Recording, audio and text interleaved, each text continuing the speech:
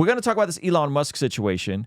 That's very interesting because a lot of folks have been attempting to share Jesus and faith with Elon. And he came out with this comment right here. Unless there is more bravery to stand for what is fair and right, Christianity will perish. Now, this came out July 27th, which is right as everything hit the fan with the Paris Olympics. I think this is what's in response to happening. Now, just last week, we covered Jordan Peterson going on a conversation that's on X right now. We reacted to Jordan Peterson pressing Elon about, hey, you say you're not religious, but you keep saying you like the teachings of Jesus, but you say you're not religious.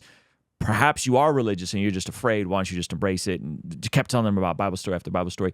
So we saw the Babylon Bee try to close him on Jesus, try to get him to say the sinner's prayer, and accept Jesus into his heart. And so it's interesting to see Elon flirting with Christianity. But I guess my macro question, and I'd love to hear your thoughts, like, do you think that Christians are not brave and don't stand up enough for Christianity? Or do you think this is like a hijacking of a culture war topic and we need to be more outraged?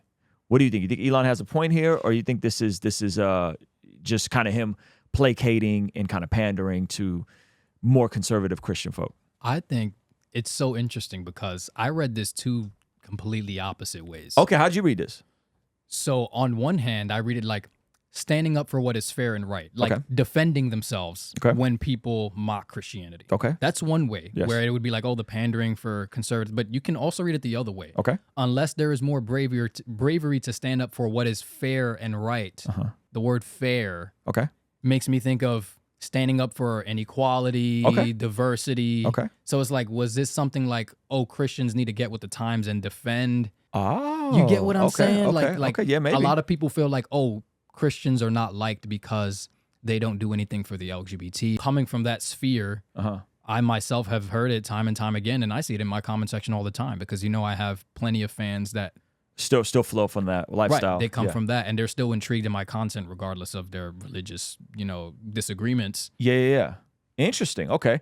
Oh, this. So I wonder, like, what's the what does he mean by that? Elon kind of does that where he it'll be so vague that it could kind of go either way. Yeah.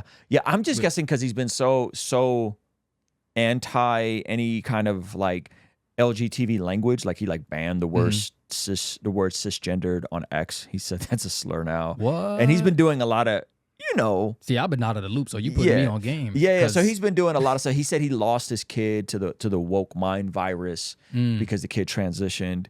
So I think the critique that bravery to stand up for what is fair and right, Christianity will perish. That could be that. I mean, that's a way to look at it. I didn't think about it that way. But yeah, maybe he could be. This is something my buddy Zuby posted, who's had multiple conversations with Elon specifically about faith. And he connected to this. He said, that Christianity, the West is finished. We don't need Christianity to be united or be happy. But I get what you're saying. We need people to get serious about doing the work. I love that response. I'm beginning to come to that conclusion as an atheist. It is hard to accept. Which one? This one right here? That bottom one. Oh, yeah. I'm beginning to, I'm beginning to come to that conclusion. Yeah, because people are starting to realize that all of the values that we have, everything about humanity and even things like equality and individuality and the idea of innate human rights, that's about being made in the image of God. That's about being image bearers. That all ties back. Every moral belief when people say like, oh, I'm not Christian, but I know my right from wrong. Okay, who taught you right from wrong? Because you didn't come out the womb knowing that. I'll tell you that for sure. Somebody taught you that, and somebody taught them that. Yeah. No, that's a good point. I think there is we take it for granted. We take for granted the values of the West, even to your point, the idea of human rights and human dignity. Like those are definitely very Christian values that don't really exist in other parts of the world that aren't super duper Christianized. Life is just not valued at the same rate. And so even if you have folks that are borrowing from the Christian worldview without even knowing it, it's still ultimately pointing back to who God is, right?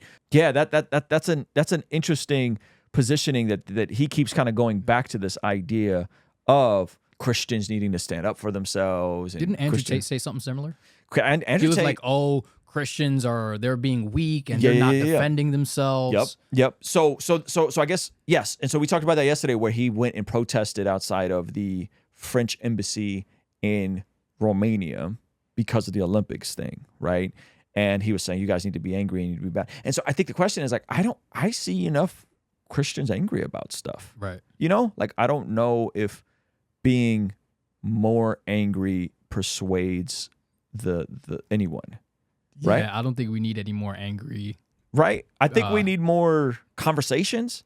But you said this earlier to me, which was really interesting. You said like, because of how the algorithm is, how can people have conversations with people to disagree with if everyone's in their own silos, because algorithms is going to work you up what you're already into. We all have our own like little personal echo chambers. You know, there's no boundaries being crossed. You know, most of the posts you're seeing, it's like it's all preaching to the choir.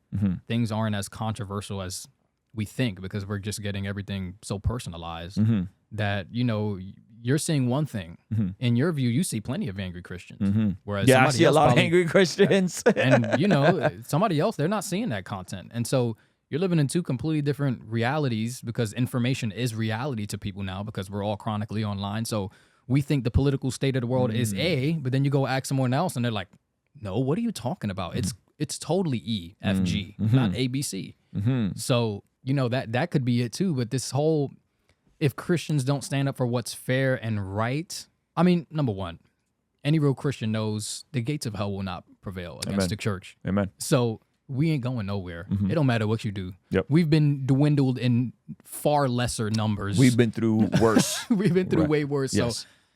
So that's why we can have the confidence to not get so outraged because God told us that we would be mocked. Yeah, that's good. And he was mocked, and Jesus himself was mocked. Right. So it's like we want something that Jesus said we would. We people assume as if we are afraid of something that Jesus himself experienced and said others would experience, right? And so I think Elon making these sorts of statements or Andrew Tate making these sorts of statements, I think that they have a fundamental misunderstanding of what it means to turn the other cheek and not repay evil with evil, and right, like these are intrinsically Christian ideals and Christian values that I think people just aren't keeping up with and don't understand the downstream effects. Because what's the alternative? Like chaos, like Christians ushering in chaos and being more outraged and more upset about these things. I think that's a good point. We see according to the Bible that prayer is extremely important in terms of us being transformed from the inside out when we get aligned with God's will. For the Christians watching this channel, I want you guys to implement these spiritual disciplines in your day-to-day life. And the only way I've been able to do this consistently is through writing down my prayers in a prayer journal that does a few things. One, it allows me to reflect and come to God humbly and ask him to move on my behalf. And two, it allows me to document my prayers, which ultimately help me remember the very things that I was praying for and see the hand of God tangibly in my life when he answers them. So I would urge you, consider writing down your prayers. It could be in a blank notebook. It could even be on your phone. Or you could check out the one I personally designed and used from my own quiet time and spiritual discipline that I think will be a huge blessing. It's the exact structure and system that I've used for years to pray and be more consistent in my spiritual disciplines. You can pick yours up today by clicking the link in the pinned comment below. All right, I'll see you over there. Peace.